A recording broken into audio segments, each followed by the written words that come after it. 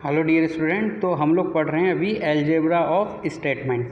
तो algebra of statements के अंदर अभी हम लोगों ने देखा है आइडेम्पोटेंट लो, कम्यूटेटिविटी और एसोसिएटिविटी और डिस्ट्रीब्यूटिव रूल के अंदर हम लोगों ने देखा था कि भाई P एंड Q और R लिखा हुआ है ब्रैकेट में, तो हम उसको लिख सकते हैं P एंड Q और Q एंड R।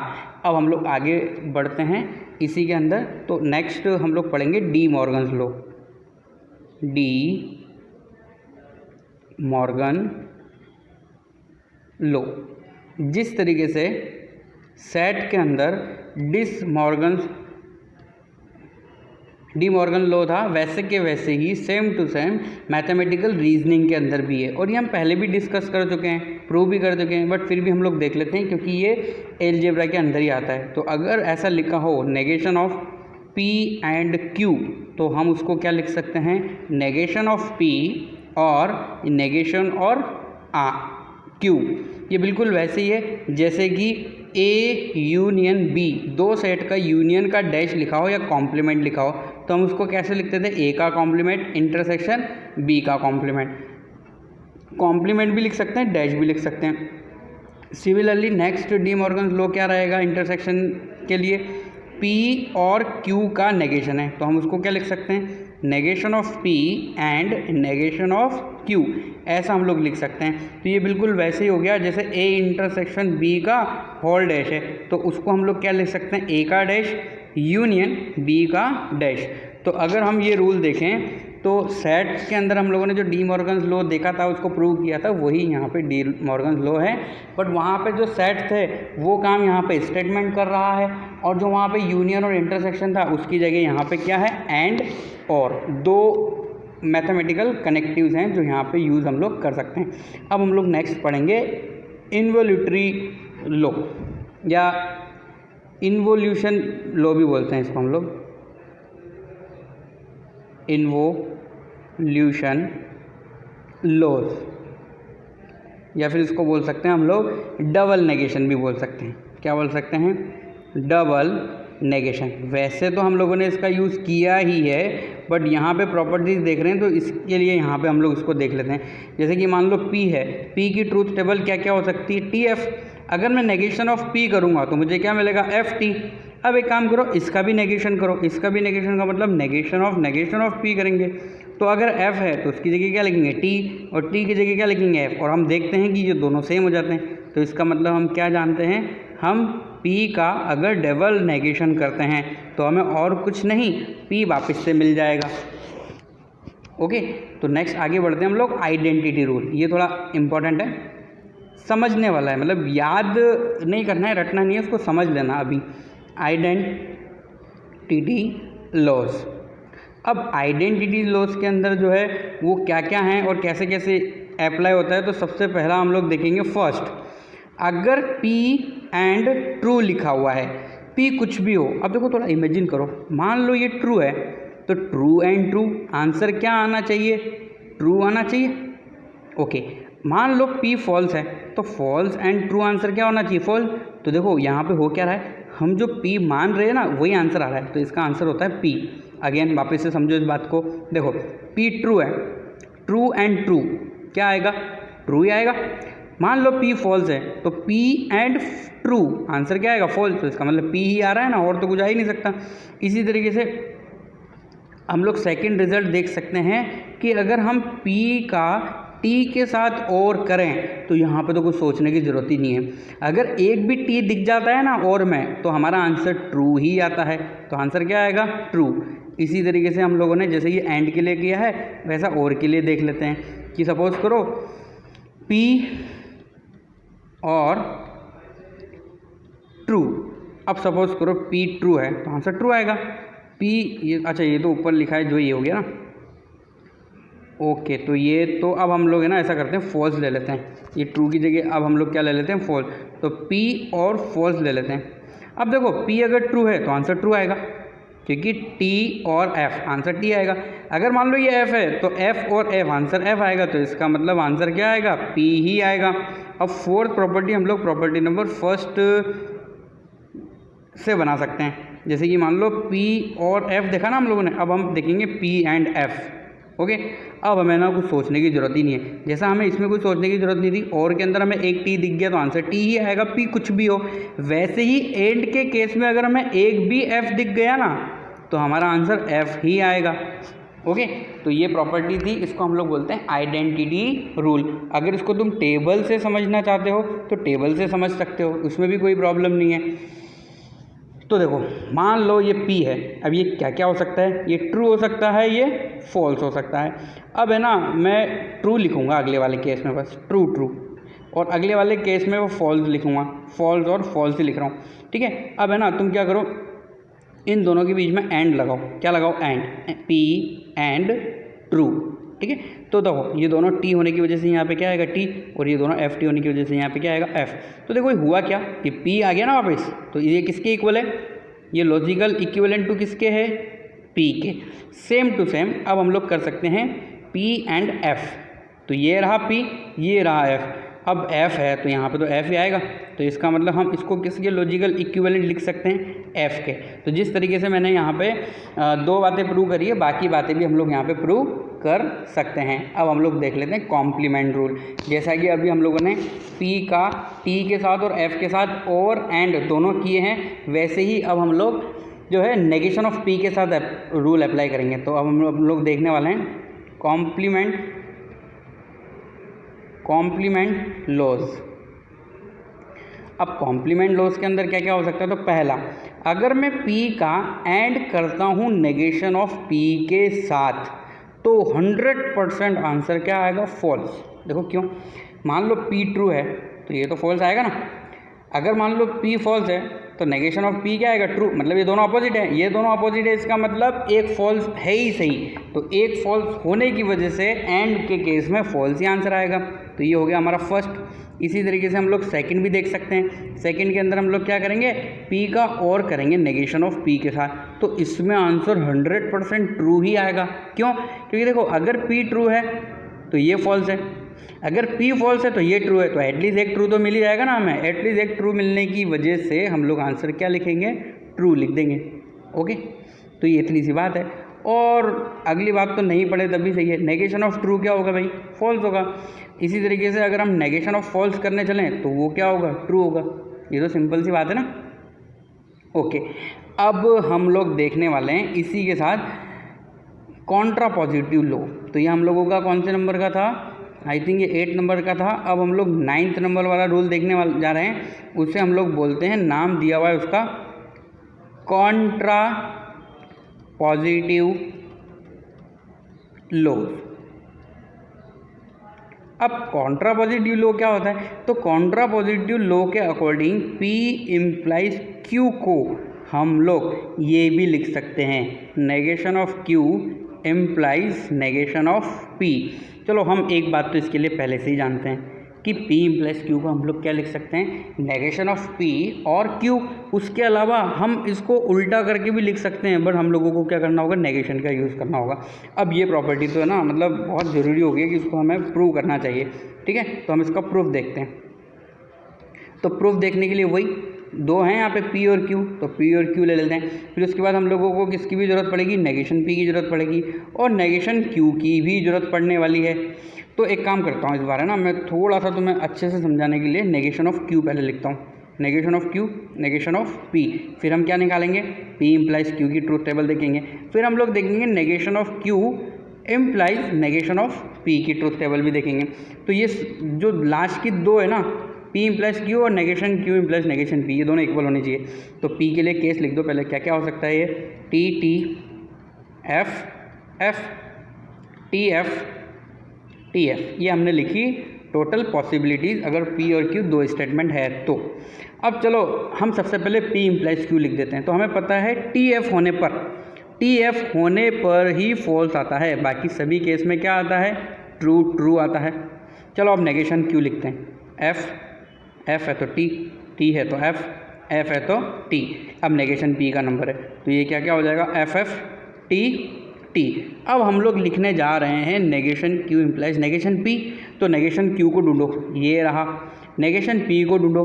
अब हमें ये इम्प्लाई ये करना है, तो हमें पहला वाला ट्रू देखना है और दूसरा वाला फॉल्स देखना है। तो ये देखो, ये कंडीशन यहीं पे बन रही है बस। तो सेकंड वाले केस के अंदर ही फॉल्स आएगा, बाकी देखो ट्रू फॉल्स नहीं है, ये तो फॉल्स ट्रू है, ये टी है, ये एफ है, तो बाकी सब जगह क्या आएगा, ट्रू ट्रू ट्रू। तो देखो ये दोनों की दोनों जो ट्रूथ टेबल हैं हम लोग यहाँ पे लिख सकते हैं, truth values of P implies Q and negation of Q implies negation of P are same, so they are logical equivalent। ये दोनों लॉजिकल इक्विवेलेंट है, मतलब इसका मतलब ये है कि कॉन्ट्रापोजिटिव स्टेटमेंट की ट्रूथ टेबल या उसका मीनिंग सेम होता है। P implies Q लिखा हुआ हो कहीं या फिर लिखा हुआ हो negation of Q implies negation B, दोनों के दोनों क्या होते हैं, सेम। चलो अब है ना हम लोगों ने प्रॉपर्टीज़ वगैरह पढ़ ली है, अब हम कुछ एग्जांपल्स देख लेते हैं, है ना। एग्जांपल, नेगेशन ऑफ P और Q का और हो रहा है negation of P and Q के साथ। अब हमें बताना है कि ये किसके इक्विवेलेंट है, इज इक्विवेलेंट टू।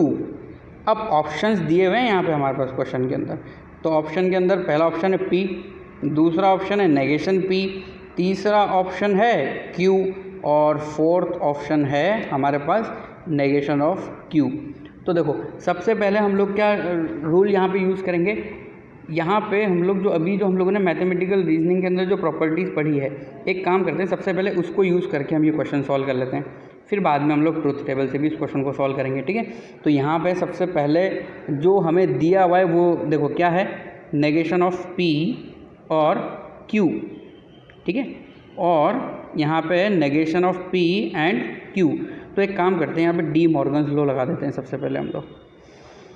तो अगर डी मॉर्गन्स लॉ लगाएंगे तो उसके अकॉर्डिंग हम उसको क्या लिख पाएंगे, negation of P and negation of Q, फिर बीच में क्या है और, फिर हम लोग लिख सकते हैं यहाँ पे negation of P and Q।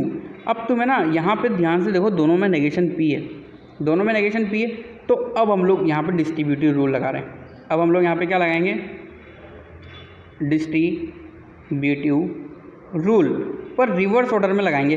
Reverse order में लगाएंगे मतलब इसको हम छोटा करके लिख सकते हैं, वो छोटा करके कैसे लिखेंगे, negation of P and negation of, क्या लिख सकते हैं हम यहाँ पे, Q और Q। देखो तुम खुद देख लो, इसको यहाँ पे अंदर ले जाओ तो ये क्या आएगा, negation P and negation Q, फिर है ना बीच में ये आ जाएगा और जो यहाँ पे लिखा हुआ है, फिर हम इसको इसके साथ करेंगे तो क्या आएगा, नेगेशन P एंड Q, वैसा का वैसे ही है। अब देखो यहाँ पे जो ये लिखा हुआ है Q और नेगेशन Q, मतलब P और नेगेशन P के बीच में और है, तो सिंपल सी बात है, एक ट्रू होगा तो दूसरा फॉल्स होगा, फॉल्स होगा तो ट्रू होगा, मतलब एक T तो मिलने वाला ही है, तो यहाँ से 100% हमें क्या मिलेगा, ट्रू। तो ये हो गया negation of P and true, clear. ये हम लोगों ने कौन सा रूल लगाया है यहाँ पे, कॉम्प्लीमेंट रूल। अब हम लोग यहाँ पे देख सकते हैं कि नेगेशन P है या चाहे मान लो P है, तो जो P होगा ना वही आंसर आएगा, तो नेगेशन P है तो आंसर भी हमारा क्या आएगा, नेगेशन P ही आएगा। तो इसका मतलब ऑप्शन नंबर कौन सा हो गया हमारा, B, क्लियर। अब हम लोग इसको करते हैं टेबल से, तो तुम्हें उसमें भी दिक्कत नहीं आएगी, टेबल से भी हम लोग सॉल्व कर सकते हैं, है ना। तो हमें फाइनली बनाना क्या है, नेगेशन P और Q बनाना है एक तो, और उसको किस के साथ और करना है, नेगेशन P एंड Q के साथ, ठीक है। तो चलो ट्रूथ टेबल बनाना स्टार्ट करते हैं। तो ये रहा हमारा P, ये रहा Q, फिर हमें किसकी ज़रूरत पड़ने वाली है, नेगेशन P की ज़रूरत पड़ने वाली है, तो वो भी हम लोग यहाँ पे लिख ही देते हैं। ओके, तो अब इस ट्रूथ टेबल को फिल करते हैं। तो यहाँ पे क्या क्या लिख सकते हैं, T F F, Q के लिए अब हम लोग ले लेते हैं T F T F, clear. अब नेगेशन P है तो वो क्या होगा भाई, F F T T, यही होगा। अब देखो सबसे पहले हम क्या कर लेते हैं, यहाँ पे जो हमें ज़रूरत है उसको लिख देते हैं यहाँ पे। तो ज़रूरत किसके पड़ने वाली है, हमें सबसे पहले यहाँ पे P और Q की पड़ेगी, फिर उसका नेगेशन करना पड़ेगा हमें, तो नेगेशन ऑफ P और Q हम लोग कर लेंगे। फिर बाद में हम लोग क्या करेंगे, negation of P and Q निकालेंगे, और फिर है ना इन दोनों का एंड, इन दोनों का यहाँ पे हम लोग क्या करेंगे, एंड, तो हम लोगों को फाइनल आंसर मिल जाएगा। एंड मतलब ये पूरा का पूरा एक्सप्रेशन, वहाँ पे जगह कम है इसलिए मैं ऐसा लिख रहा हूँ। तो एंड हम लोग लिखेंगे या चलो पूरा लिख ही देते हैं वहाँ पे ना, जगह तो बन जाएगी, कोई दिक्कत नहीं है। तो हम लोगों को पूरा का पूरा जब एक्सप्रेशन लिखना है यहाँ पे, तो वो क्या है, नेगेशन ऑफ P और Q, और साथ में है और negation of P and Q, ये हमें लास्ट में लिखना है। तो चलो वन बाय वन हम यहाँ से शुरू करते हैं। सबसे पहले तो हमें दिख रहा है यहाँ पे TDFF। अब P और Q निकालते हैं, तो ये क्या हो जाएगा T, तो देखो ये क्या हो जाएगा TF। एक ही जगह आएगा जब दोनों फॉल्स होंगे। चलो अब इसका नेगेशन कर दो, तो नेगेशन क्या हो जाएगा F और T। अब हम लोग करेंगे negation of P and Q, मतलब इन दोनों के बीच में एंड करना है। तो देखो F T, तो यहाँ पे हमारा क्या हो जाएगा F T और लास्ट में वापस से F। अब इन दोनों के बीच में क्या करना है, एंड। तो इन दोनों के बीच में अगर हम एंड करते हैं तो हमें आंसर क्या मिलेगा, फॉल्स, और लास्ट में भी फॉल्स मिल रहा है क्या, नहीं एंड नहीं करना, और करना है, और एंड करेंगे तो कॉन्ट्रा वो बन रहा है फैलेसी। चलो ये बीच में क्या है, और है, और। तो अगर हम दोनों के बीच में और लगाते हैं इन दोनों के बीच में, तो ऑब्वियसली पहला फॉल्स आएगा, वापस से फॉल्स, वापस से ट्रू, क्योंकि एक भी हमें दिख जाता है। अब देखो ये तुम खुद देख लो किसके इक्वल है, तो नेगेशन ऑफ P के इक्वल है ये और ये दोनों के दोनों क्या हैं, सेम। इसका मतलब हम लोग यहाँ पे ऐसा लिख सकते हैं कि जो स्टेटमेंट, जो लॉजिकल एक्सप्रेशन दिया हुआ था नेगेशन P और Q का, और किया हुआ था negation of P and Q के साथ, तो वो लॉजिकली इक्विवेलेंट किसके आया, नेगेशन ऑफ P के। तो चाहे तुम ट्रूथ टेबल से सॉल्व करो या प्रॉपर्टी यूज़ करके सॉल्व करो, दोनों से आंसर क्या आएगा, सेम ही आएगा। ओके, अब नेक्स्ट एक और एग्जांपल कर ही लेते हैं। चलो क्वेश्चन इस तरीके से आता है, देखो जैसे कि मान लो तुम्हें दिया हुआ है P एंड नेगेशन Q, बीच में है एंड, और फिर दिया हुआ है नेगेशन ऑफ P और Q। अब हमें इसके बारे में बताना है कि ये क्या है। तो ऑप्शंस यहाँ पे हमारे पास है टोटोलॉजी, है ना, और दूसरा ऑप्शन है फैलेसी, ये एक फैलेसी है, मतलब इसकी ट्रूथ टेबल में सारे फॉल्स आ रहे हैं। सी ऑप्शन है neither a tautology not a fallacy, मतलब कॉन्ट्राडिक्शन, और फोर्थ ऑप्शन है नन ऑफ दिस। तो देखो इसका आंसर हम तभी बता सकते हैं जब हम इसकी ट्रूथ टेबल बनाएं, तो क्यों ना ट्रूथ टेबल की तरफ बढ़ते हैं।